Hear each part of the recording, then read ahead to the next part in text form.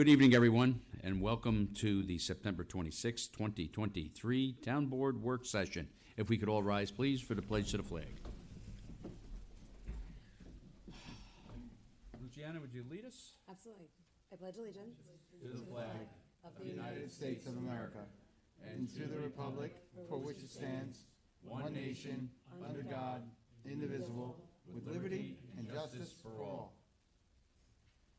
If we'd all could remain standing for a moment of silence, please keep in your thoughts and prayers all of our first responders, our police, fire, ambulance, EMTs, those that keep us safe every day here at home, and also keep in your thoughts and prayers the bravest men and women who have ever defended our country, our American Armed Forces.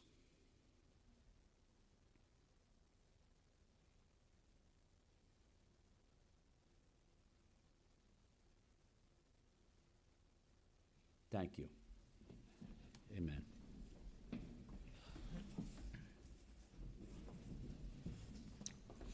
All right. How's everybody doing tonight? Good. Is everybody good? Mm-hmm. All right. Okay. To all who observed Yom Kippur, I hope you had an easy and meaningful fast. Moving forward from that, we're looking for individuals to appoint and or reappoint for Conservative Board, Open Space Committee, the Heritage Preservation Commission, and the Veterans Advisory Board. So please send your resume and or cover letter to Jenna Lennox Belcastro and her email to it with your resume. To jbelcastro@yorktownny.org. Once again, that's jbelcastro@yorktownny.org. I also encourage residents to sign up for the Nixle alerts, which you can do by going to Yorktown Police Department website, yorktownpd.org. This way you are aware of the events in town. It'll give an alert to your cell phone. It's a service that we pay for, and you'll probably notice that we're using it a lot more now for different types of announcements, not just emergencies, but we're using it for such as when we had the garbage problem, that when the pickups were going to be delayed or they were pushed back a day, or there was a difference in the schedule, we put it on there. And a lot of people got it on the Nixle. So we not only give you advertisement and or information on Nixle, we give it on the town website, we give it on the town Facebook page. If it has to do with water, we do all three, plus the water department webpage. If there's an issue that you have with any sort of town governmental agency, check that. Check your Nixle, check your webpage, check your Facebook pages. And you should have all the information that you need to know about what's going on. Hydrant flushing will begin on October 2nd through November 3rd in varying areas. I do not have the areas right yet. I'm sure they will be furnishing us with them, and it kind of goes on whether they're going to be able to do hydrant flushing in certain areas on a particular day. The Run for Recovery is Saturday, September 30th, FDR State Park. Start time is 9 a.m. And the Lions are doing their famous hot dogs there to refresh people. Lions always do hot dogs, Ed. Why is that?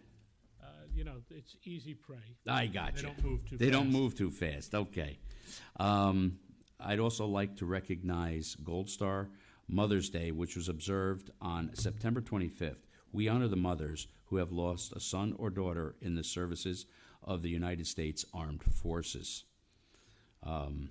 Also, FEMA and the FCC will be testing the Integrated Alert and Warning System on October 4th at approximately 2:30. Now, from what I understand with this, that it will be going over your cell phones and also your broadcasts, such as television and radio. If that test does not work, there will be a second test on October 11th at 2:30. And that's all I got. Right, that one? Go ahead, Ed, hit it. All right, so last week we weren't really sure, but I have found out that the Teen Center will be open this Friday from 6 p.m. to 9 p.m. It's usually a $10 charge, and they charge for pizza, but this week it will be absolutely free. It'll be hosted by Heather Novak. So that's September 29th at the Albert A. Capolini Cultural and Community Center. Some of the activities that they have will be an open gym, hangout room, pool table, games, TV, and Xbox, and more things. Like I said, some good pizza, and it's a grand reopening this Friday, the 29th. Thanks, Tom. All right. That's it, Ed? That's it. Okay. You know what? YorktownTC.org for more information. There we go. Okay. We're going to open up the session at this point. And we have the Youth Council with Liz Talbert as Executive Director of Alliance for Safe Kids and the current programs. Come on down, Liz. Hi, everyone. Hey, Liz. I have seen you all out and about in the community, but I haven't been at this podium in quite a while. So it's nice to see you all together, and thank you for having us. Before we share some information about the Youth Council, I wanted to share some updates from ASK. One of which, Tom, you just mentioned, which is the Run for Recovery, which is happening on Saturday. And that is to benefit Search for Change, Run for Recovery, Drug Crisis in Our Backyard, and the Alliance for Safe Kids. September is National Recovery Month, so this particular event will support prevention, treatment, recovery, and youth mental health. So we really hope that the community comes out to support it. There will be a free Narcan training happening at the event.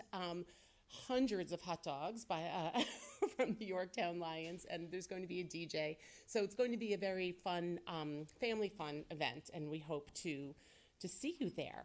I also wanted to let you know that Drug Crisis in Our Backyard is still able to continue with some important programming through our current partnership with them. And some of those are a weekly Spotlight Family Support Group that happens every Tuesday and Wednesday via Zoom. And those groups are for the families and friends of those that are struggling with addiction. They also offer a free Narcan training on Zoom the third Thursday of every month. That's just a standing training. It's about 30 minutes on Zoom, and then you receive your Narcan via mail in about a week. I just wanted to let you know that we are also, the Alliance for Safe Kids, is working on planning an in-person Narcan training in the community very soon. So another just quick word about the Alliance for Safe Kids.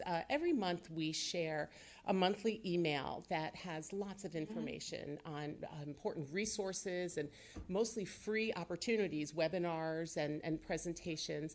And the town has been so gracious to include a link to our monthly email in your monthly newsletter, which is wonderful. But I would really encourage all of the community members to visit allianceforsafekids.org and sign up to receive that newsletter so that it comes directly to their inbox every month. Because although, people may feel like, oh, I don't need that information right now, it's not pertinent to me or my family, you have no idea who you may come across who, may need that help or those resources. So I would really encourage, as I said, the community members to sign up to receive that monthly newsletter and follow us on social media because we're very active and we share a lot of important information and resources there. So with that being said, yes. Liz, quick question. Yeah. Any plans to do any more mental health first aid classes? Currently, we don't have anything planned for ASK to provide them, but I'm always on the lookout for trainings that might be available in other communities. And, would definitely share that when we do. I'll be quite honest with you. We struggle with funding, and so that is a stumbling block for us in terms of actually being able to provide those trainings ourselves. But I'm a master of plugging in and finding things that are going on elsewhere that we can take advantage of. But that is such an important training, both for the youth mental health, and there's also an adult mental health first aid training. And I don't want to take too much time away from this lovely young man to my right, but I mean, there was a situation, I believe it was 2 years ago, and it was someone, a Yorktown resident, who had gone through the training and actually encountered a youth in a very dire circumstance, and did exactly what they were trained to do in that training. They recognized the symptoms, they called for help, and they had just enough information in their back pocket to know how to speak to this young man while they were waiting for the help to arrive. And they did that because they felt equipped because of that training. So it is so important, and I'm always looking for a way to connect the community to more trainings. And if you find out about any funding that may help us in providing trainings for the community, I would love to hear. And who's this handsome young gentleman you have up there? Well, this is Dominic Fideli, and he is going to talk to you, give you some updates on the Yorktown Youth Council. Great. Hey, Liz, I'm going to actually reach out to all of our district PTA presidents and see if we can get it on our next meeting agenda, just to point them in this direction that this is happening. That what is happening? That to go on to Alliance for Kids. Oh, yes. Kids. Well, I to really point do out. appreciate that. Yeah. Every month I attend the district PTA meeting. So I share the information with all of the PTAs in the district, but I don't know how Well, I only know our district, so far it goes. I'll do that. No, but all of the schools in the Yorktown Hey. district, I mean. And you know what would be so helpful is that if people could start to think about sharing this information as throwing a pebble in the pond and creating that ripple effect and reaching people, on Yeah, and on absolutely. and on. So that would really be appreciated. Yeah, so I will Thank do you. that this month. Okay, thank you. You're welcome. And I will turn things over to Dominic. Hi, Dominic. Hello. Thank you. You look like you should be sitting up here. Thank Very you. nicely dressed. Thank you. As Liz said, my name is Dominic Fideli. I'm a junior at Yorktown High School and a founding member of the Yorktown Youth Council. Thank you very much for this opportunity to update the town board and the community on the important work that we've been doing. In the past year and a half, a small group of middle and high school students have been working closely with Liz here, who's truly an amazing leader, does so much for our community and our youth, and deserves all the recognition in the world. Aw. To create the foundations of a forum that will give youth a voice in town government and foster a greater sense of community. Our work is centered around the mission statement, which we agreed upon during our initial meetings. The mission of the Yorktown Youth Council is as follows: to promote positive youth involvement in the community, provide a safe forum that allows youth to express ideas, concerns, and comments, and to support youth-inspired community service projects. The Youth Council is open to all Yorktown students in grades 8 through 12. To this end, we have held a serial drive and partnered with Guiding Eyes and the Yorktown Lions on community service events. We have also previously met with library officials and members of the town board, which we hope to build upon this year. We are currently in the process of planning our next serial drive and will be at the Lions Halloween Carnival, which will be held next month. Both of these topics are on the agenda to be discussed at our 2023 to 24 kickoff meeting, which will be held on October 11th. We have been working hard to promote the Youth Council to all of Yorktown's youth, most recently at Yorktown High School's Back to School Night. In addition, info and the sign-up link has been shared on social media and can be found on the town website. This year, we aim to welcome as many members as possible to our important work and ensure that everyone has a voice in a safe, open forum. We intend to carry out additional community service projects, have an increased presence at town events, and work more closely with the town board. We're hoping to have a member of the town board at most of our monthly meetings, if that would be possible. We are looking forward to a highly productive year, starting with our interest meeting, which again is on October 11th, and will be held here at Town Hall. I'd be happy to answer any questions that you may have about about what we're doing with the Youth Council, what our plans, anything that you might have, and I look forward to seeing all of you guys at some of our meetings this year. Thank you very much for your time. Thank you, Dominic. I'll tell you, I actually went to the one where we had all the where we had the Guiding Eyes there, and I got a soft spot in my heart for the Guiding Eyes anyway. But that was very interesting. I think I'm going to plan to make more of them because it was interesting to see how everybody's reacted towards the Guiding Eyes and the dogs and the people and how they told their story. Great job, and what was really thank you. And what was really what was really interesting was when the blind girl that was there said, "Is there anybody that'd like to pet the dog?" And to watch a couple of the young ladies there, their eyes got about that big. Oh yeah, I do, you know, you did too. So, yeah, good job. You know, look forward to attending some when I can. Thank you very much. We really appreciate your support. Yeah, so you're a founding member of the Youth Council. You're very well spoken, that you're is very well dressed. Thank you. Do you know my son? My son's a junior. Yes, Luke. You know Luke Luke? Esposito, Yeah, yes. yeah. So cool. That's cool. I'll tell him I met you. I'd love to come. All you got to do is reach out to me. I'd be happy to go to one of these meetings. Sounds they're like a fun. great. Sounds like something great, and I'd love to help out and pitch We'd love in to have if you. you need anything. Just reach out. Thank you very much. When is your next meeting? October 11th will be our first meeting here at Town What Hall. time? Right here, Town Hall, October 11th. What time, though? It'll be 7 o'clock. 7 o'clock? Yes. So I just was reached out by a family member that one of my cousin's child overdosed yesterday, and we lost him at 27 years old. So I'm so sorry. it's funny that you guys are the first ones on the agenda. So the universe does not make mistakes. So the fight that you're fighting is a good fight, and I just want to thank you. I get all the events and whatnot, but what people don't understand is like the crosses and the crux that come with it, being either part of it, being the addict's family, and also just watching it happen. So I really appreciate what you're doing, and I appreciate your future leadership in the community. Thank you. Liz, Dominic, thank you so much for what you guys do. If I may just to speak to what you just shared, Luciana, one of the most important things, or benefits, I should say, that Ask has for working with the youth in the community on this youth council is being plugged into them and having conversations, and important conversations. And as we were working this summer on the drug epidemic awareness memorial, we had many conversations together talking about the name and just the struggles, and so this is just a very unique opportunity to be plugged into the youth, to share information with them, but also to really learn what the struggles are and what they're experiencing. So this is a really It's important. brave to step in. Yeah. Yeah. It's really brave to step in, and I feel like there's heroic movement in stepping into things that are really scary. Yeah, And this is one of those things where I think we, especially as parents and whatnot, like I like to walk around it, and even I find myself with such young kids stepping in and using these verbiages and understanding it, just because I'd rather lead with like compassion, love, and knowledge than fear. Absolutely. So it's important that we keep stepping in, and I think that watching people within your own community step in is just so impeccably powerful. You know, I praise Sergio for getting that, the lock remembrance fence up there. I hope not to see too many locks on it.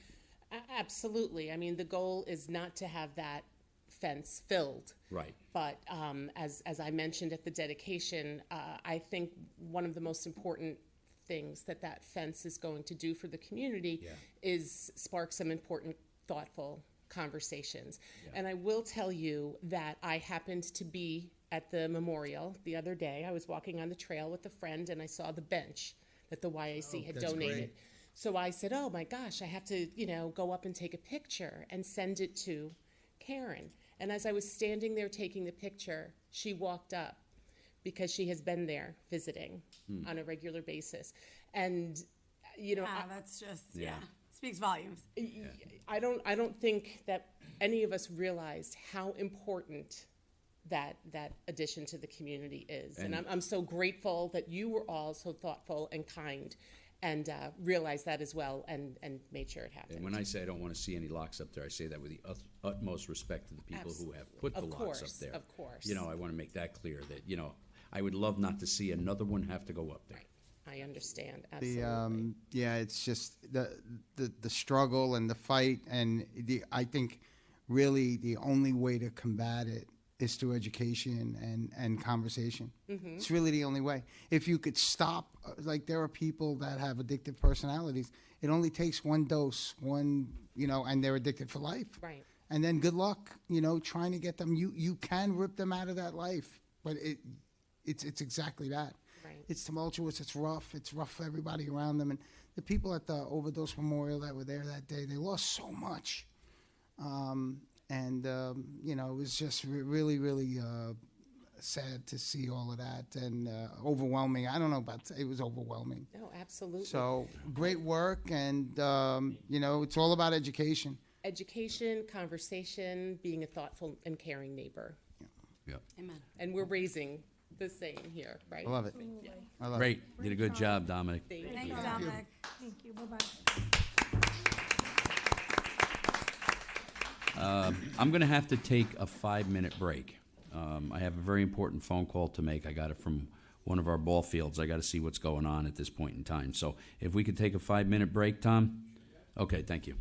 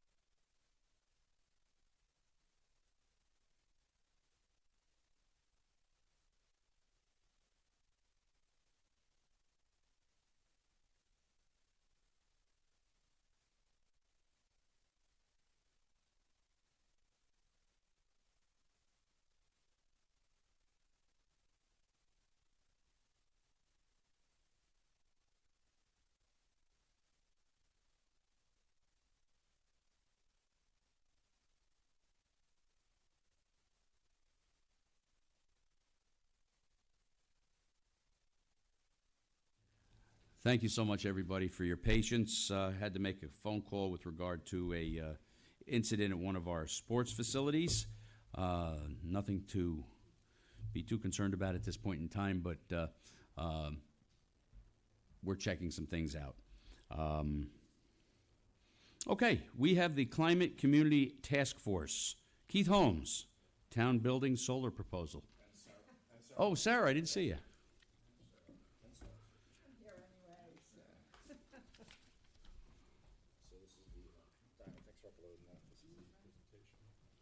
Thank you, sir.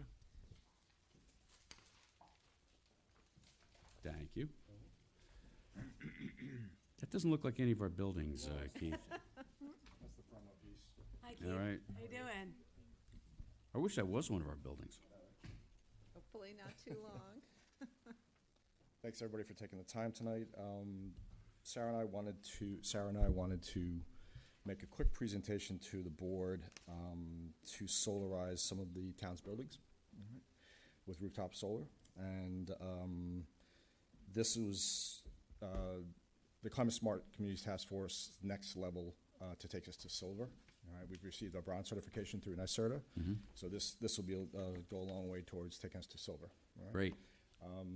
So we've identified 4 buildings that we think right away would make sense to examine whether rooftop solar would work on them.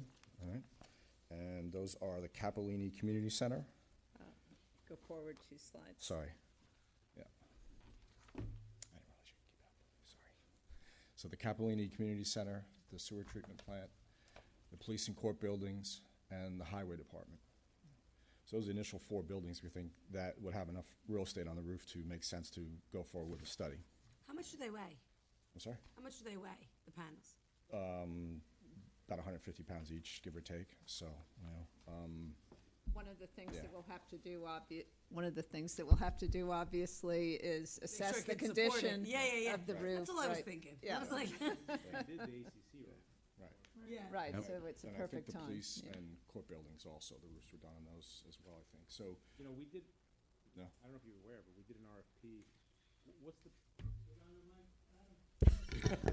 We did an RFP for this kind of thing at several buildings, one of which was, I think, the ACC. And I think the highway department building, and maybe an engineering building. I have to pull it up. okay. My recollection is that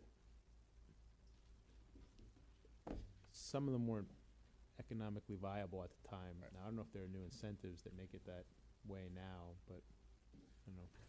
With the With the inflation- with the federal incentives, the Inflation Reduction Act, and the other federal bill, which has another acronym, I'm not sure what it is. There are significant amounts of federal funding available to really push municipalities to take the steps necessary.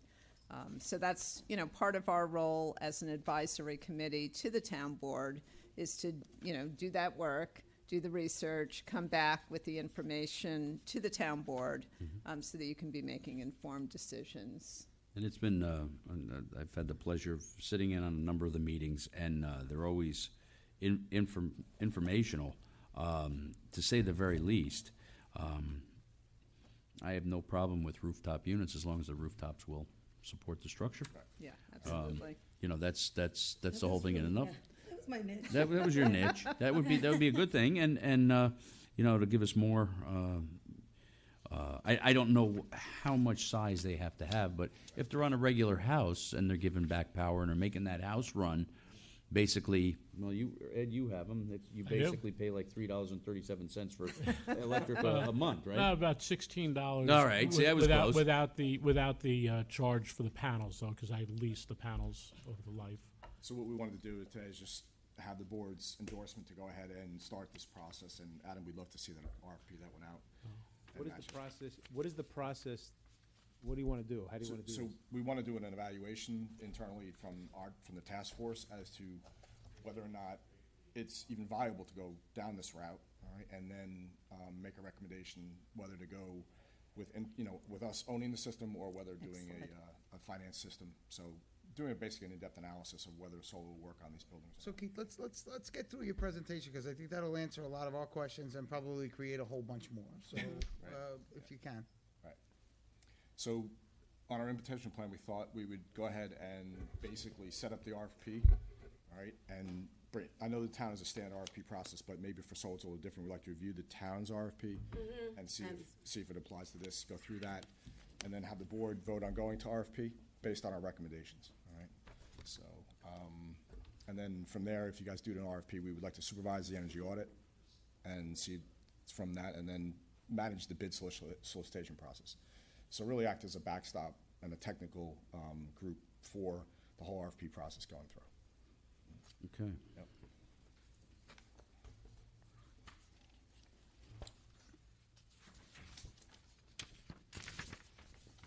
So the next slide, Swarnoff just did Swarnoff Pajari is one of our members, and He's the chair of our the- committee. right.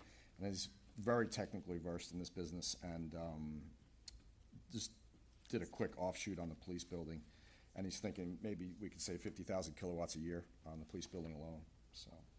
And our goal would be to have the panels, similar to what you do at your house, have those power the building itself, Right, right? exactly. Not be necessarily selling it, but the grid, using it, for our own use, If there's extra that you don't need, then that goes back into the course. grid, right? of Yeah. course. Right, so we want to evaluate that whole process, all right? Yeah, I think it's a great idea. And with the Capellini Center, we'd look to make that building a resiliency center, so possibly use battery backup there. I know it has a genset, as do most of these buildings, but you're burning diesel fuel when you run the genset, so the thought is to have a battery system in possibly Capellini Center, because that building is big enough, the roof space is big enough to generate enough to possibly have a battery there. So- And it won't make blow that- up like the electric cars did. Keith, Yes, yeah. I'm just making sure. The battery would be enough to give the That did building happen. power. Power, right, In and the assist the event there's a assist the blackout? generator in the event of a blackout, right. That's gotta be a sizable battery. Decent size, yeah. They're Yeah. getting smaller, and the technology's getting a lot more efficient. Yeah, We, thank God. we do have a generator on that building now. though, Yeah, that's what of he's course. saying as well. So even if Or that two, battery, but- even if that battery goes down to where it's, then the generator, there's probably some type of a switching station in there. Even that more will- redundancy. That'll power that generator up. And it's a, carbon-friendly backup as opposed to the diesel generator. And we know that in the event of, weather emergencies, power outages, things like that, we're opening up the Capellini Center for residents, right? That's So a we good wanna- point too, Sarah. We want to make sure that we're able to Right. provide When the power. electric is down, we Yes. probably need a little bit, Exactly. unless we build some fireplaces, idea. supervisor. That's right. So our overall goal, our model would be to look at the feasibility of installing rooftop solar on all the town buildings that are covered by NYSEG. And that's in order to reduce the town's reliance on grid-supplied electricity. And then clearly, it's going to bring down our greenhouse gas emissions, our carbon profile, so make us greener, bring down the cost, make us self-sufficient. Are really the primary goals there. And these are all things that help us towards the silver certification. NYSERDA. How much more do we need to get to silver? A bit. Okay. Yeah, it's a bit. It's on a point system, so I think we need another couple hundred points, right? But we have a plan to achieve it. All right, Sarah. And this will keep us on par with other communities that are moving forward with NYSERDA certification. Great. So again, as Keith mentioned, it's really kind of having this initial presentation, hopefully getting the go-ahead for us to continue to do work, to start to do the legwork, to come back with more concrete proposals and Yeah, some recommendations. homework on it, Yep, yeah. exactly. I can't speak for the rest of the board, but I've been pushing for this since Michael Grace was in office, so Right. I really believe it's the way to go. And I think Adam, to your point, we'd like to see what that old RFP, if it was, similar to what we're talking about. Yeah, there's no reason. You guys send me an email. Yeah, Mm-hmm. yeah, sure. Yeah. So happy digging. We did get responses. Well, that's good to I'll see tell you too. what, Yeah. Yeah, Yeah, that would be good to look at too. right. Kind And of of where course- they found the limitations, where they thought they could move forward. And we can leverage work that's already been done as well by the Climate Smart Community Task Force You know, for example, Bob DeAngelis did some great work He did. in terms of collecting, with the help of planning, Robin Steinberg and Kira. You know, we're able to put together a lot of records in terms of what the electric bills have been running, what our usage, you know, what our consumption is. So we have a lot of data already that we can use to help move this conversation forward. Great. I gotta tell you, this is, you know, it's time, it's far time we start practicing what we preach, and this is a step in the right direction.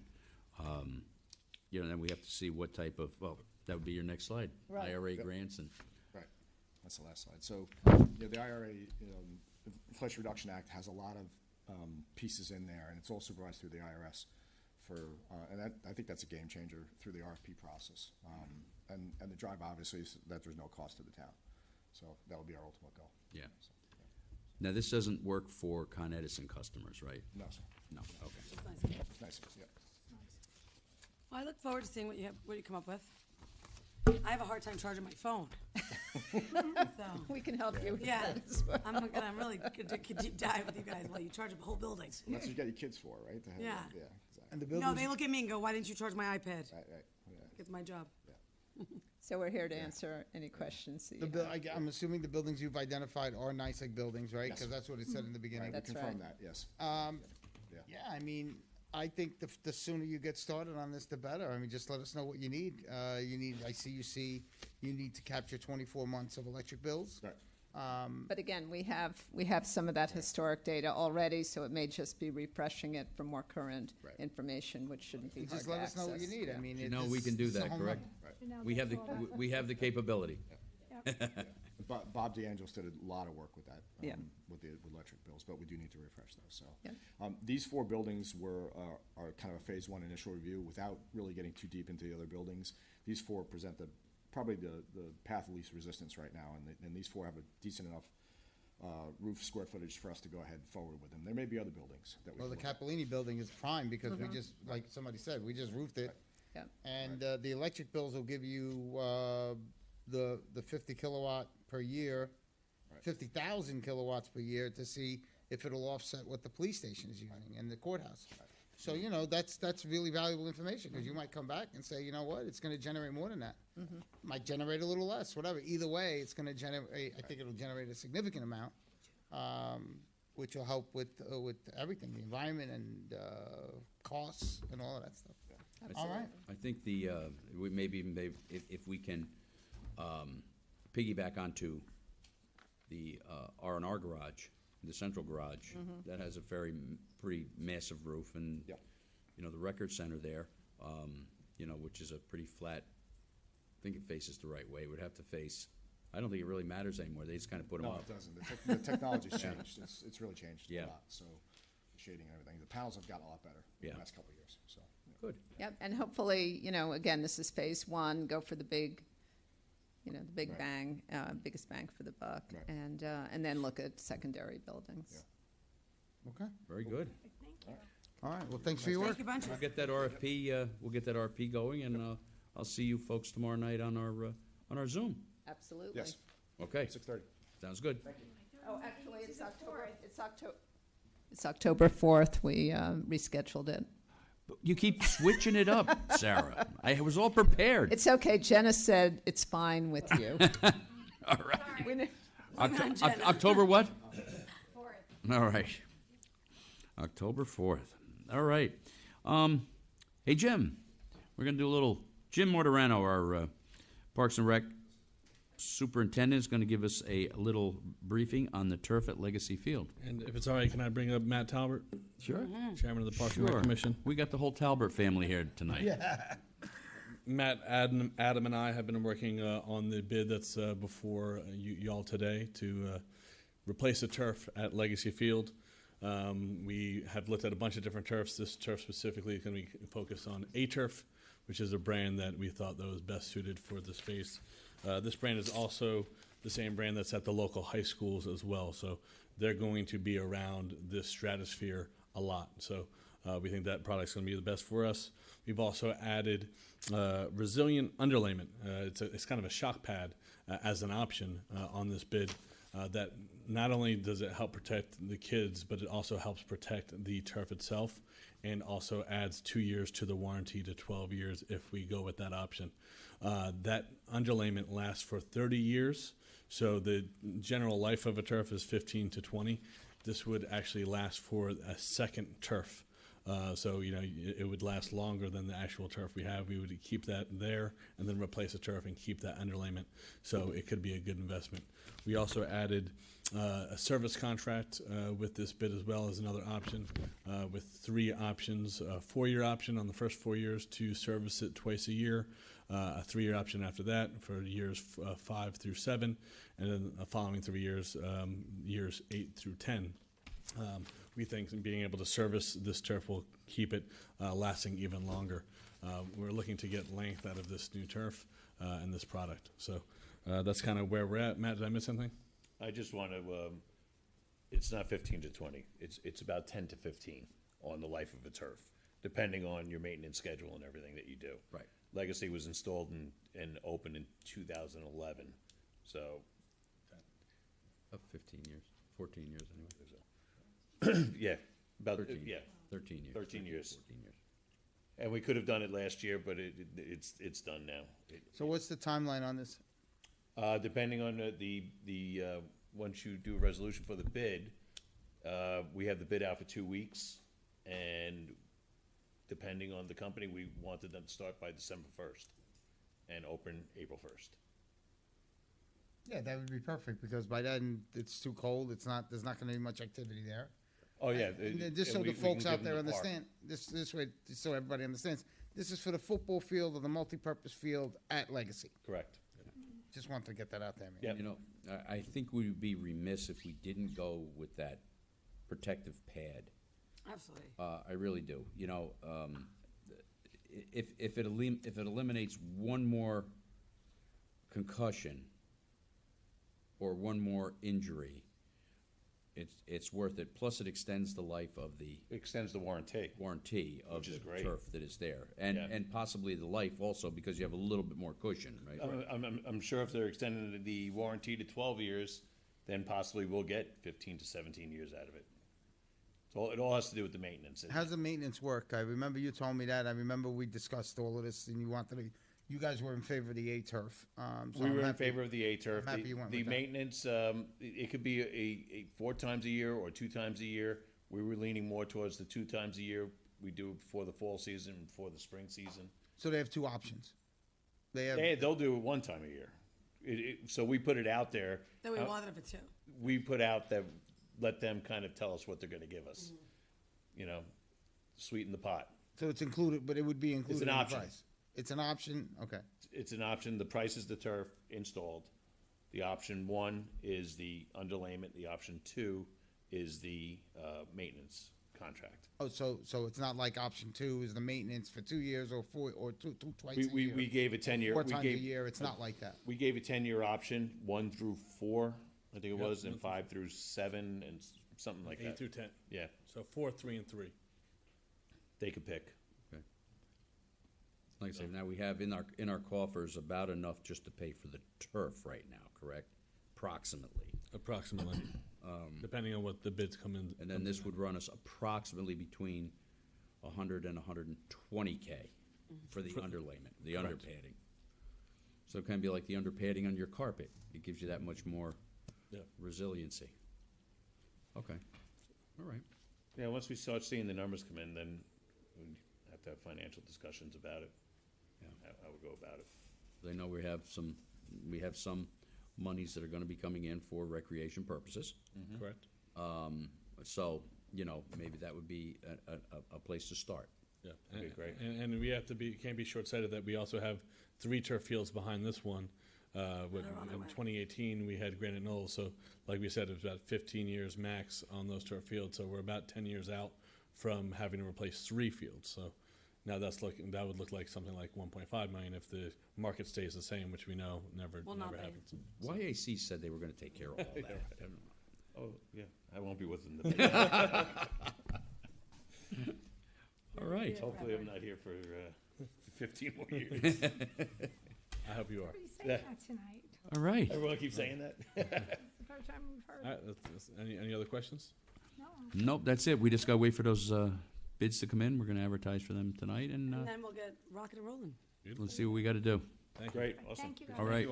Thanks, gentlemen. Thank you, Thanks, gentlemen. Thanks. Okay, so Navajo's not here.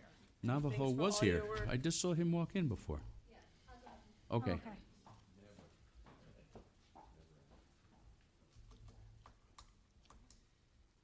We're ahead of schedule and under budget tonight. Said it was the waiting. Yeah, but this one will screw that up. It's gonna mess it all up. I'm gonna have to excuse myself for another minute here. We'll just introduce this one, let him get going, and then I'll go make the call. See what kind of bad news I got. Or good news. Or good news. gonna Pot's be always good full in my soon. book. Plenty to eat for everybody. My mother taught me that when she used to boil the pasta. Invite who you want, there's always plenty.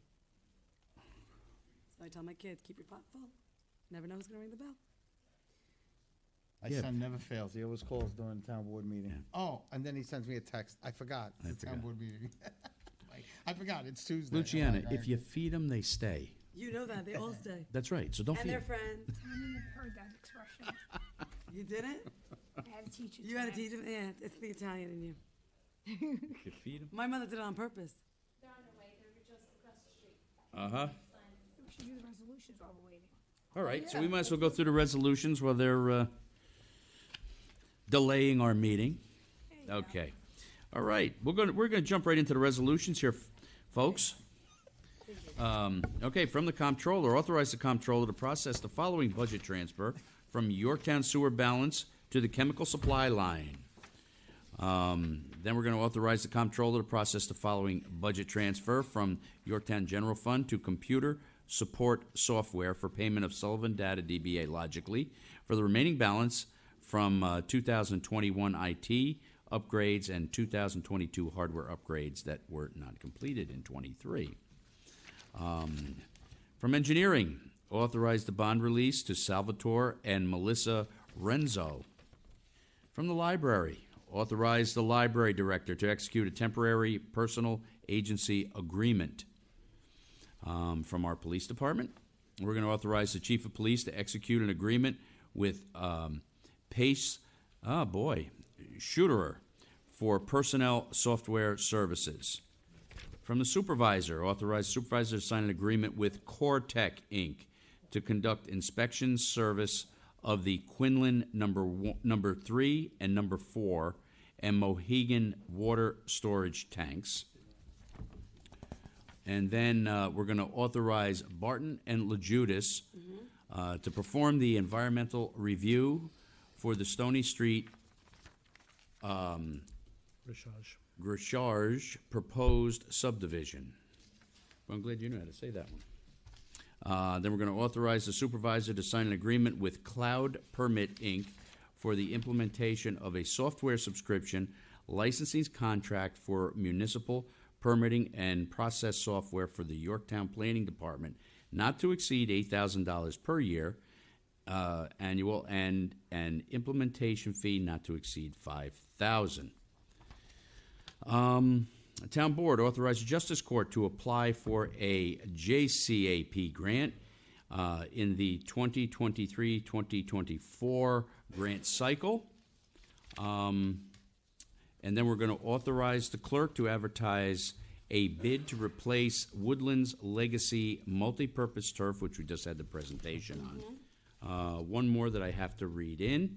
Be it resolved that David Wong of White Plains, New York, is hereby appointed provisional to the Civil Service title Deputy Town Comptroller.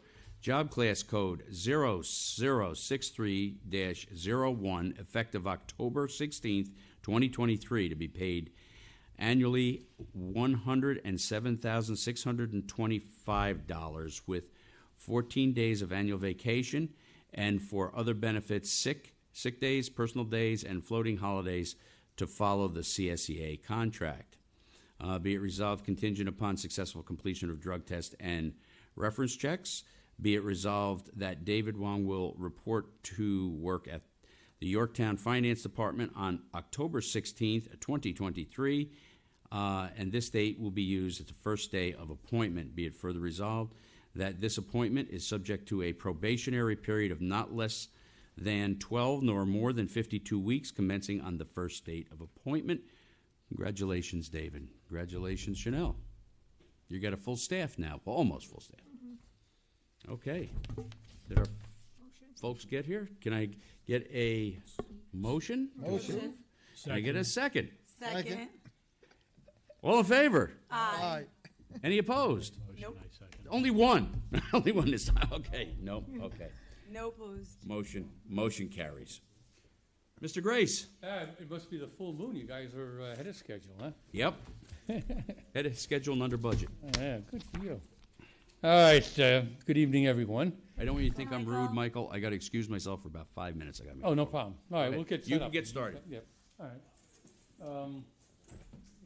Just get set up, yeah. Do you have We any got- email? Yeah, we're gonna do it the old-fashioned way. So, The only way to do it. that's right. I'm gonna get you guys, Right, Dan? No Zoom? yeah, you know what, we'll just do it. You can.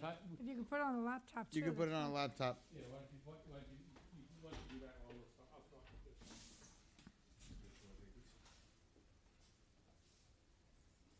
All right, I know that a few of you are very familiar with the site. This is a piece of property, it's 50 acres on the northeast corner of the town of Yorktown. And it basically now is a ball fields. And this has been in front of the town one way or the other since over the last 10 to 12 years. So it was known as the Creative Living Project, which basically was a sports field complex, and has been operated as a sports field complex since, I guess, it's about 10 years. Quite a very bucolic little corner of the town.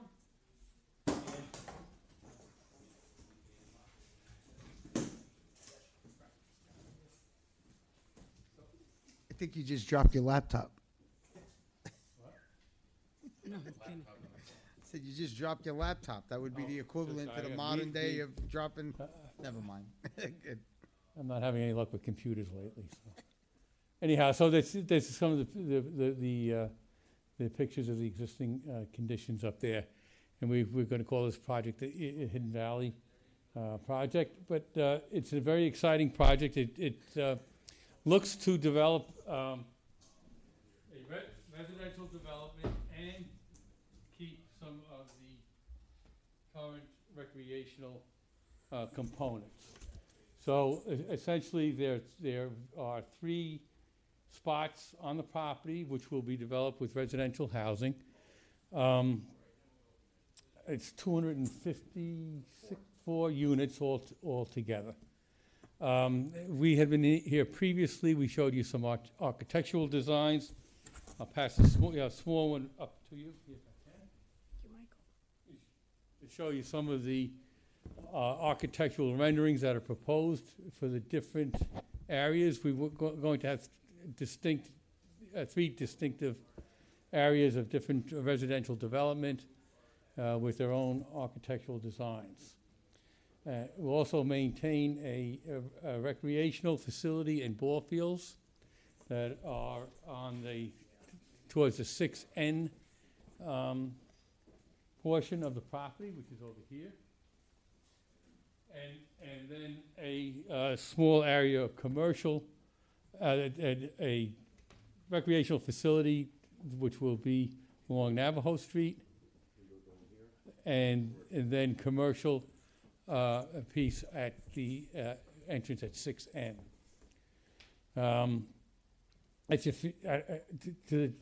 Most of the development is going to be in areas that already have been disturbed areas that are containing the ball fields and what have been approved previously as domed recreational facilities. It will feature a long promenade driveway to to the back to the residential development off of 6N, and it'll have a secondary access to Navajo. It's to say the least, it's an ambitious project, but it is a project that I think is actually has a tremendous amount of merit. It is something that I think the town, upon contemplation, will understand what it brings to the table as far as benefits to the town. It's one of these projects that actually is going to be very beneficial to the town. One of the proposals is to bring a sewer line from the project site down 6N and along the what would be the north shore of Osceola Lake. We all know that there are properties up there that get inundated, flooded, and they're all on septic, detrimental to the lake, detrimental to the property values, and it's god awful for the homeowner to not be able to have either water or facilities in their own homes, and it being a chronic problem. It's been a chronic problem since forever. The degradation of the lake up there is also due to a lot of effluent flows from the hill. With the sewer line there, we're going to provide an opportunity for all that area to be sewered. And that is a major, would be a major accomplishment. Quite frankly, I mean, you're all familiar with what the price of sewers are, and you've all know too well all the issues with sewers. Here you have an opportunity for a developer to come in and actually sewer an area that is much need of sewers for decades. You're not going to get it any other way. Your experience with trying to get sewer districts approved and expanded and enlarged, and actually the construction and the development, is a very formidable task. It's never going to happen, and it's an area that needs it. So you need a development with a certain size and gravitas in order to be able to provide the economic value to make that contribution back to the public. You're not going to get it. You'll never get it any other way than if you don't have a project of this size and magnitude come in. It's not only sewers to the 6N corridor. We've had discussions with some of the property owners over there. Basically, we were looking to add recreational amenities in conjunction with this property, especially along the lake, which we would hope to become a public amenity again. The problem with that is when you tell them, we would like you to work in conjunction with us because we're going to bring down the sewers, we're going to make those properties viable. Well, the property owners are smart enough to know, well, we'll wait until you put the sewers in, then we'll talk to you. But the point being is that you will eventually get those properties to come to the table because they become viable properties. We're all familiar. What was the old bar up there? It was Wet Willie's. Thirsty Will. yeah. Wet Willie's. Hagar's. Did they take the building down? I think they raised the building, but you're never going. You know what? It actually. One of the beauties of our town and in northern Westchester are the natural resources, including the lakes, especially in our area. And it's a shame to have these natural resources not be used or put to use or not to see their real potential. And it's never going to happen if you don't have sewers in this up here. How would the amenities work if with the lake? Well, what vision if once you bring sewers in there, you're going to provide the opportunities for these properties to come in and be redeveloped. They're going to unsterilize that land, basically, right, Michael? Absolutely. And especially those houses there that get constantly flooded by the lake, they'll be able to pump up or gravity into the sewer main. Right. Years ago, there was this notion that, especially for that 6N corridor, all the properties are very small. They're small. The lots. Small lots. So in order for that area to redevelop, none of the properties would have enough of a development potential to bear the costs of the studies and the soft costs necessary to redevelop the property. The building permits alone maybe cost more than the property is worth at the end of the day. A bit facetious, but the idea is none of the properties have enough of a critical mass to make them come in to do something to be redeveloped in any meaningful manner. So the idea was for the town to create that master plan for a plug-and-play kind of situation. Well, now, Development like this could offer a plug and play for them. absolutely, yes. And what you're going to do is you're going to be able to provide, with the sewers there, you'll be able to provide for the redevelopment of that whole corridor, which is much needed. And- That's for sure. Yes, since it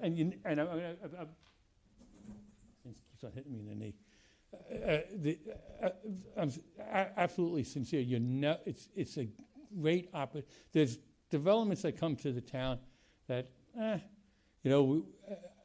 mean benefit-wise for the? yes, I look at it as you need a compelling reason to actually consider the project and approve the project, and it's there. The compelling reason is that the infrastructure that this project's going to bring and be able to carry the economic burden of is going to do wonders for that whole 6N corridor. So the sewer would be covered, the expense of the sewers and all of that would be 100% covered by the developer? We're going to bring the line down. On the map here, you'll see there were alternatives for the developer on this property, either get to sewer, basically running in a southerly direction over to 6 to get the pump station at Curry, in that direction, or now we're gonna run it down towards, past Ciolo Manor. Right, to that other pump station that's up there. So, and you have that, you're going to end up, enhancing that area tremendously, that infrastructure. It is not an inexpensive proposition. Believe me, it's not. And so the idea is that the developer is going to need the unit count to make it economically work for him. The other things that you have to understand, that most of the density will be, visually completely set back in the property. So it actually won't be seen from it. It's actually not visible from almost any point of view until you get actually onto the property itself. Michael, point out 6N to me, would you? 6N is here. Oh, okay. And this is Navajo. That's that back entrance, right, where you where you pull in with your car and you're where the soccer fields are, right? Yeah. Down there, that's the 6N, that's the back entrance. Right. And Navajo itself was an industrial park. And you have the entrance to Navajo, which is actually aesthetically well developed. You do have unfortunately, some properties that are, but in an industrial park have industrial uses. And they look like they are being put to the industrial uses. Our belief is that this will also be a impetus for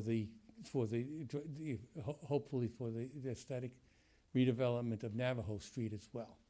And I think you'll see that as a consequence.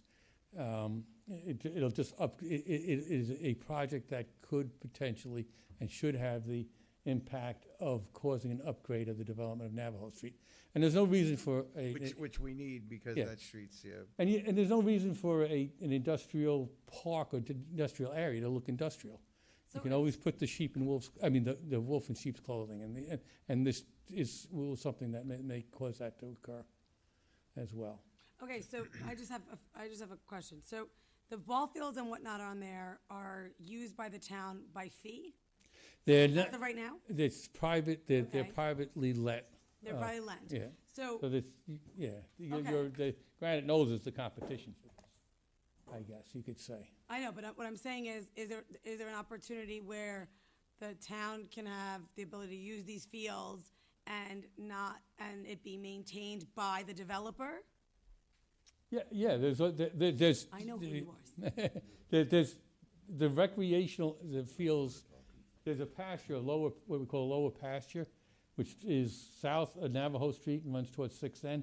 that's going to be available for recreational use as well as a domed enclosure here.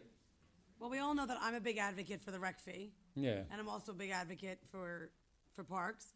And then the other thing is, in going back to it, the collaboration that the development will have with that area in the town is a community partnership. So I'm assuming that the sewer is the non-negotiable, like that will come along with this project. Yeah, I don't know what you mean by Like, in other non-negotiable, words, but it's not what gonna be like, this is a great community project, we're gonna put 254 units up, we're gonna put beautiful commercial Yeah. space, and, like, you guys are gonna do the homework to be sure that we can put the sewer, is what I'm saying. Because I hear that you're saying, we're trying to figure out what the best way and the most efficient way is. there's a, there, so I mean, I you- know it depends on other people, but, you have to understand that the project doesn't need to run the sewer line down 6N. This whole project can be done with a much shorter run and a pump station up towards 6. I'm All aware. right, all right. So the idea here is that to be a good, the bottom line is we're asking for a development which has some density. There's no question about it. And I think in consideration for that, it has enough of a critical mass and an economic return that sewer line can be put in all the way down to 6N. And I think in your role as leaders of the town, you do look to developments to say, what is there a possibility for? Yeah, how do we gonna put it together? Yeah, For public contribution here. Yeah. I think you have another development on the bookend of 6N at Contractors Register, which I'm not being critical of the project at all, but it's not bringing something to the table that this project is, which is the sewers. You're getting a significant public I guess what I'm improvement. saying is, like, you are fully aware that your client is going to put in the sewers. Yes. In order to do this project. So it's not gonna be like we're gonna do a project and we're gonna maybe decide and see if the sewers are a possibility. You are doing your legwork to be sure Yes. that one way or another, you're gonna find an effective way to bring sewer here, and then with the community's help, they'll be able to plug in however they need to. Right. But you're giving them the opportunity to have this line, which is not there, and a development half the size couldn't afford to do that. No, you couldn't- So you- yeah. because of the density, it gives them more power to want to invest more, which will have them extend the sewer. Yeah, yeah, and- I just want to make sure I understand it yes, right. absolutely. Sewer's like a really shitty topic, so I Yeah. gotta make sure I got And it just right. to be very clear, we're really not asking for additional density that wouldn't already be allowed anyhow. No, I'm aware of that. Because the application was for rezoning. But money Yeah. makes money. Right. You have a CR zone, which allows for, I believe, density according to the R3. So you're based on 50 acres. So in crunching the numbers, the unit count is basically based upon what is permissible under the C3 zone, which was the rezoning that we would be requesting. To be absolutely upfront with everyone, I think once it gets crunched, there is potential for some issues. As I read the code, there's some ambiguous language, mostly in regard to FAR, floor area ratio, which nobody really understands or gives a damn about, essentially, to the most part. But and it has to do with basically the number of floors that you go up. That also would impact the project economically if we butt up against an FAR. And the interesting part about it, and it's pointed out by the engineer in this particular case, is that there is wetlands which we're avoiding, which we're staying out of. The New York State DEC has been all over the property for years and years and years. We've been through what the delineation is and everything else.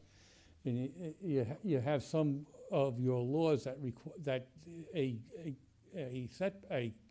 the setback, the wetland setback, is not a prohibited area for use. It's a permit.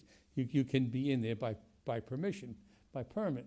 The thing is that your formulas, for when you crunch your formulas on something like on your, They may need to be revisited. it basically just takes that land completely out of any density calculation, which has the effect of basically making it not permissible but prohibited. So there's and what you do by that is causing you basically discourage the clustered type of development under your zone, which is really what you want for. Right, because I mean, Wetland from the and original natural resource pictures, the Hidden preservation. Valleys is beautiful. So you're beautifying the development and you're bringing more life to that area, which I always think is what historically will maintain it. So I think that's amazing. And then the other thing for me is obviously, because I knock on everyone's door for the rec fee. It's like, Yeah, well, that will be a discussion we will have. and that's so that's the only thing. Like I'm just saying, like these are the things that I'm seeing. But I wanted to make sure that I was clear on how you were telling me that I was. So I was I- So understanding let me it ask you a couple of correctly. questions, right? So, you good? I'm good now. I'm good. So, currently, if I recall the property, there are 3 baseball fields and 2 soccer fields, and then there's the dome? 4 baseball fields. Right, because there's a double one, right? There's the one in the corner. 5 soccer fields. And so after the project, what do we get? What do we have? We're gonna have the same thing. The same thing, so we're not losing any fields, and Come up to the I know, microphone, CJ. I know you've been very giving with the fields. If somebody needs a field, I mean, you've always been a good community partner. Instead of 2 6,000 square foot indoor bubbles, we're gonna have 1 21,000 square foot, and to speak what you were saying, for a decade, I provided the indoor space in the winter for the local teams, the high school specifically, to train inside of. That's true. But That's true. what's happened is the people that come and train at our place basically rent your fields from you and run their enterprise on your fields. So a lot of those people that we donated space to no longer come there because they run their commercial business on your fields. Okay. So, but we're not changing what we do. We That's what still I'm- do, that's what I really wanna we still have open to local communities. We have most of your coaches, we let our facilities so they can give lessons. Right. Because if they had to pay for a place to give a lesson, they couldn't afford to tender it. And we've kept a pretty good community there about it. I mean, a lot of our kids are the Yorktown cops now, which is terrible for me, but they were 12 and now they're. So you're gonna have the same amount of fields, and you guys are committed to putting the sewer line in all the way down 6N, right? From end to end, I believe, right? Hill Be Boulevard, a little right? more careful with what you're saying. Yeah. Let's We're flush gonna it be out. able to do that, and we're gonna put the infrastructure, there isn't an existing pump station, we will create those pump stations. But the apparatus of the sewer to support the rest of the community is something that we're gonna work out with your town, because you need spurs, you need hubs and everything else. But we have a plan to do that, so that the town isn't bearing the cost of it. Then this is not the forum, it's very particularized, it's for your engineer, it's for your planner. Right. Okay. I mean, The reason we can keep the same fields is the way that we're locating things now, because of having gone through the DEC thing for 13 years. I know. We have contiguous property, so we can get more use out of a lesser gross area, the way they're positioned now than we were getting before. So now, as far as the units, they're going to be what? Rentals, Yeah, they'll be apartments? What are they? Some form of ownership, most like condos. Condos, but they're going to The be entire thing. very similar to what you're seeing down in Terrytown on the river. Okay, but they're all going to be. It's pretty much just going to be ownership for the entire community that you're building, and And are they able the to- entrance And a clubhouse. and the entrance. You're going to still have the 2 entrances. Is that right? The Navajo Street We're gonna use entrance. we're gonna use the 6N more, and the Navajo as the dome entrance, and the secondary entrance for the traffic, in order to not impact 6 and 6N, least impact on 6 and 6N. Gotcha. So we have that study done. Go ahead. No. I was just gonna say, in their ownership, would there be restrictions for the owner to buy it and rent it? I don't think you can restrict it that way. Like, okay, I don't know. Somebody HOAs buys can- something, they have the right to. Do whatever they want with it. Well, this is in its infancy at this point, Yeah, I mean, We're not to yeah, that right, phase right, yet. right. Yeah, but we're just trying to get No, just a 'cause I good think bearing we of the need to project. rent, like, The intent everybody is, can the afford intent is to have fee ownership. Okay. Well, I mean, look, you got And the they- fields. and that may be, you have other regulatory agencies that may have something to say about that. Right. Well, I mean, like I say, but the goal right now, the idea Fee behind it ownership, yeah, absolutely. is yeah. to get the sewers in, make 6N the kind of like the main entrance, more or less, and the units are going to be owner occupied or owner owned, whatever, and the baseball fields are going to stay, and the soccer fields, and you're still going to have all this rec and. And the indoor facility is gonna be much enhanced. Right, and it's a bubble because that's what we need around here, Gonna be because, a I mean, my kids real- are in it's gonna be sports, a I know real how hard it dome, is. Which is what we got approved in 13 and spent on October 5th. We've already gotten the approval from DEC for the 2013 that the town approved. And October, we already have the certificate for that. And then the roadway installations that are shown on these drawings, they're approving on the 5th of this month. And the dome that's staying, the 21,000-foot dome, that's the first one when you come into your parking lot from Navajo on the right? No, Is that this- what no, it is? Where is that? Position, it's where the dome is now, it's actually behind it and over it. That's right along 6, right? It would be, the back of it would be on 6? Yeah, yeah. Yeah, okay, no, I got you, okay. Yep. I don't have any other questions. All right, and just to get back into some of the legal niceties of this thing, we feel that it comports with the C3 zone. There may be some, again, there's some language in the code. It's not unusual. That's a bit ambiguous as to what it means or intended to mean. And therefore, at the end of the day, we may ask for some textual amendments to the code to make this thing work. And if not, we would probably be asking you to maybe look at actually a new zoning district in its entirety.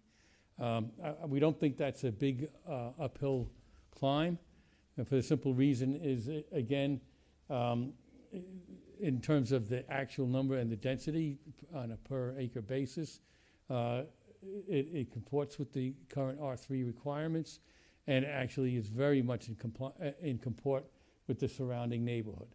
The density, on a per acre basis is actually less on a per acre basis than the surrounding areas, just because the surrounding areas are small lots.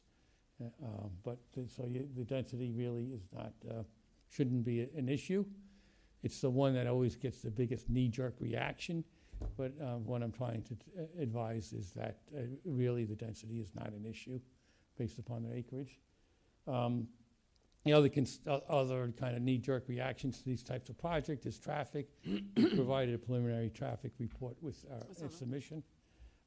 We don't see the traffic as being an issue at all. I think that there's a very hyperbolic when people say, these types of development actually don't create a lot of traffic, believe it or not. They just don't. It always seems to have a much bigger bark than it actually has a bite in terms of traffic. And I think Phil Greeley has brought that up to us on numerous occasions. Yeah, it's just, everybody's, I know you, I know you Everybody thinks they leave suffer. it once. I know you suffer the criticism a lot. Every time somebody comes in, it's, oh my God, the road's not gonna handle it. What they don't understand is that, the residential type of use and development, especially this type of use, really doesn't. Yeah, and we got policies in place now that, we have our own traffic people at the town level that look at it from the town's perspective as well. So, we'll get an honest, an honest answer comparative to whatever traffic study you guys provide. So, that's where we'll be at. And No, I just want to, I address it now because through my experience, that's where the hyperbolic reactions become. Yeah. It's not the case. It's never the case. If you dig deep, you'll find out that it's not. And the experience has always been that it's not the case. And Mohegan Lake is a perfect example, and so is Jefferson Village. I mean, you have, I think, 1,500 units in Jefferson Village. You don't have traffic problems up there. No. And Mohegan Lake with the 3 different developments all around the lake, you don't. And going into Cortland, which is a major commercial destination, you still don't have, you do have traffic, but it's not the residential development that's at fault there. That's the commercial. say that there's this lady that knits a lot. She drives all over Jefferson Village, and I'm just kidding, Susan. So anyhow, we see this as a project with, at first blush, it seems like a lot of density. We don't think that the density has any impact or very little impact. It has very little visual impact. It'll have very little traffic impacts. You're preserving the recreational facilities that do exist to a great degree and actually are enhanced, and then you're providing a public good, which is desperately needed and will never happen without this type of development with the critical mass that this actually provides. We are looking for you to refer it out so we can start to really roll up our sleeves and work with your staff on this project, kind of tweak what we need. We would like, and I'm not asking anyone to make a comment or just thumbs up, thumbs down at this point, but we would like really your sincere and studious kind of look at the project. And I think once you start to uncover and peel back the onion, you'll see this is actually a very, very positive project for the town. And we're very confident about that. And we would actually like to see it happen. And I say that with absolute sincerity. We would like to move this as quickly as we possibly can. And why do I say that? It's because all these projects have a certain window where they are viable. And I think that the town has to be, this is an opportunity for the town. This is not something that's going to be burdensome for the town, but I think it's a major opportunity for the town to have a very positive impact on a part of the town that is in desperate need of this type of opportunity for further redevelopment and economic development and future prosperity, which I think this brings in a lot of ways. It brings the population there. It brings the infrastructure there. The infrastructure down 6N is critical. Yeah, and what you're going to have is you could create a 6N is a charming, that area is absolute, by Osceola Lake, it can be absolutely charming. And when you bring some economic development there and some purchasing power up to that neck of the woods, you can have a really, really incredible, future for that neck of the woods. I think that is something that you really have to consider, because it's not just what we think about today, but what we think 5 to 10 years for the town down the road. And I think this is something that is very positive. But we do ask that, we kind of fast track this, because that is going to also be critical for it to actually happen as well. All right, so why don't we run it up the flagpole, then refer it out to the appropriate agencies? Yeah, and we'll answer it, come here at your convenience anytime you need us for any kind of questions. And you know where to find me if you do have any. I don't mind going digging deep in the details with any one of you at any time. So we welcome it. I appreciate that. Motion, do I need a motion to refer out, or? We need to have a discussion on the fee that you gave us, which is a little short. It's always short. We call it. It's on a per acre basis. Well, I came in with the check for $100 because it used to be the rezoning was $100. Somewhere you changed this. Yeah, but that's for a quarter acre. It was the biggest bargain in the town was it used to write just a straight $100 for application to rezone. No matter how big the property was, it was $100. I came in with a check for $100, and they said, "No, you've got to come back with some more." I said, "Hey, How much is I think one of the things that I'd like to flush out is the economic development on the lake, which has I don't have a problem a lot of referring problems. it You did mention it early on in Yeah. the presentation. I don't want to speak about it now, but it's something that I think I'd like to hear more about. Yeah, well, on our next blush. Just so you know, we met with George Roberta, who's been here in his other properties in I town. know. And we I know who he approached him about joining us and working in conjunction with us. And George Roberta is no fool. He basically says, well, when you put the sewers in, then he's got a piece of property that's really viable and right on the lake. And we said, yes, we know that, but we're still, he's an absolute gentleman, a sweetheart of a guy. He really is, a real decent and a very successful human being. Okay. And hopefully we'll bring him into the discussion at some point. Yeah, I'm thinking more along the lines of like some type of like maintenance or something, because that lake desperately needs some type of like once you revitalize it, it needs to be taken care of. Yeah, no, but you have the potential for some real. It's beautiful. It's absolutely. No, I think the Roberta property is absolutely charming. And the problem is, and this, I mean, it's something that I'll throw something else out. I don't want to. It's a late night, but your problem is that you have your wetlands ordinance and the setback. The lake's a wetland, and then they go to the high point, high point of the lake. you basically wipe out anything to do along the lake. And you have to, so there's things that you have to look at and reconsider and. Where you're saying where we can give permission to. Well, based yeah, on you setback. need to understand that there are can be developed, there are yeah. consequences when you just apply, yeah, when you just wholesale apply your law to a particular piece of property that doesn't, and it doesn't make any That sense. doesn't apply Well, to we'll that. get Right, there. right. You saw, and this would be another example. You know, we can go through with the C3 zone. I don't want to come at the end of the day and say, well, it's, you know, we're still trying to cram a square peg into a round hole. I'd rather you guys take a look at it and see, well, look, you know, again, one of your tasks is always upgrading that zoning code to, you know, to meet the needs of the town. And I think some of this stuff is just out of date. And so, you know, I want to explore that with you as we move down the road with the project. All right, so can I get a motion? Then we're going to refer this out once the appropriate fee is paid. So, What do I owe you? I'll have to figure it out for you. All right. But they're gonna pass it as soon as you're gonna pass that we're gonna refer it out, We're gonna period. refer it out. And then you can as hold it soon until I as come with you give me that That's check, right. we'll refer it out for you. Rather than Bring wait, the You have a check. date rather with than wait till our Diana. next meeting. What's that? Rather than wait till our next. Right. Yeah. You know where to find me. I do.